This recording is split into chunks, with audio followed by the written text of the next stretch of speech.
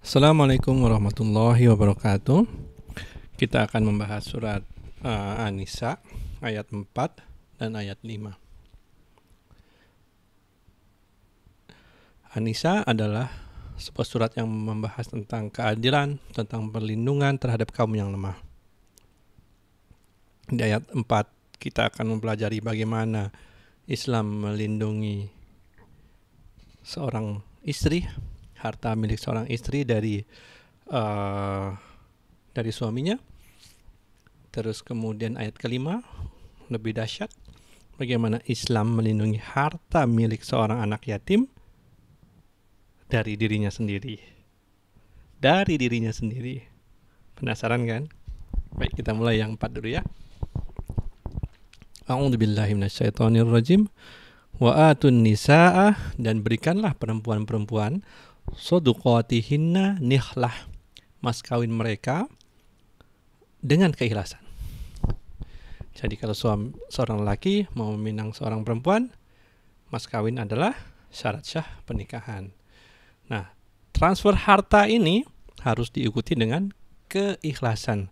Tidak boleh ada transfer harta, perpindahan harta tanpa ada keikhlasan.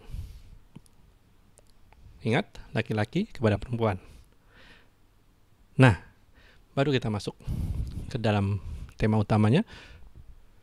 Fa in tibna lakum an syai'in minhu, maka jika tibna mereka baik hati, perempuan-perempuan ini baik hati, lakum an syai'in minhu, bagi mereka memberikan kepada kalian sesuatu dari mas kawinnya, nafsan, dengan senang hati, sama sepantar dengan keikhlasan yang sebelumnya ya, dengan senang hati, fakuluhu hani'an mari'a, maka makanlah dia dengan puas dan sedap. Maksudnya itu menjadi sesuatu yang halal buat sang lelaki. Apa yang mau diceritakan oleh ayat ini? Begitu kan jadi pertanyaan teman-teman semua. Ayat ini melindungi harta istri dari suaminya. Begitu besar kekuasaan suami, sering terjadi suami ini zalim terhadap istrinya. Karena keadaan yang sudah memaksa, kadang-kadang suami meminta mas kawin yang dulu pernah diberikan darinya kepada istrinya. Betul nggak? Contoh sekarang COVID-19, banyak lelaki yang kehilangan pekerjaan. Akhirnya dia terpaksa mencari uang dengan berniaga, tapi nggak punya modal.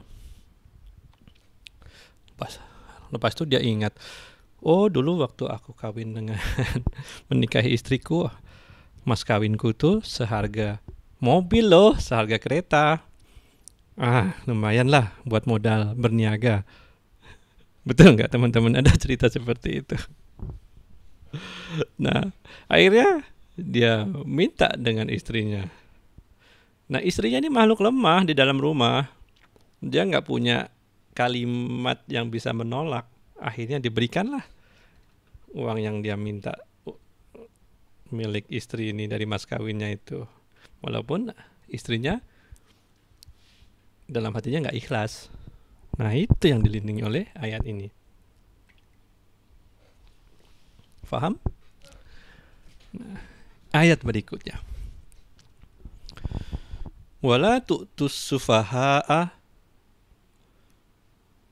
amwalakumul lati ja'alallahu lakum qiyamau warzuquhum fiha waqsuhum wa qulu lahum qawlan ma'rufa.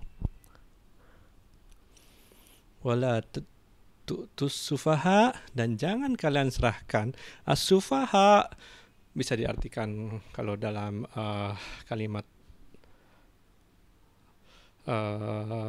Arab biasanya dikatakan orang-orang bodoh, tapi jangan diartikan orang-orang bodoh.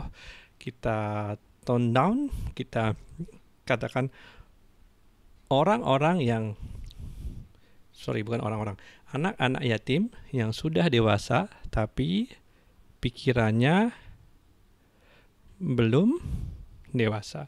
Kalau diberi uang, dia akan gunakan untuk foya-foya.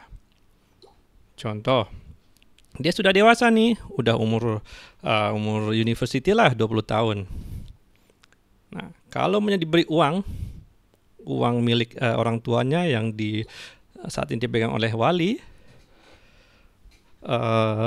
apa yang terjadi? Wah, dia terus beli motor baru, motor besar, tidak tanggung-tanggung. Karena dia belum tahu mana prioritas hidup yang harus diutamakan. Ketika dia harus memprioritaskan studinya, sekolahnya, ketika dia harus memprioritaskan hal yang lain, primary, secondary, dia malah berpikir tentang hal yang tertiary. Paham sampai sini?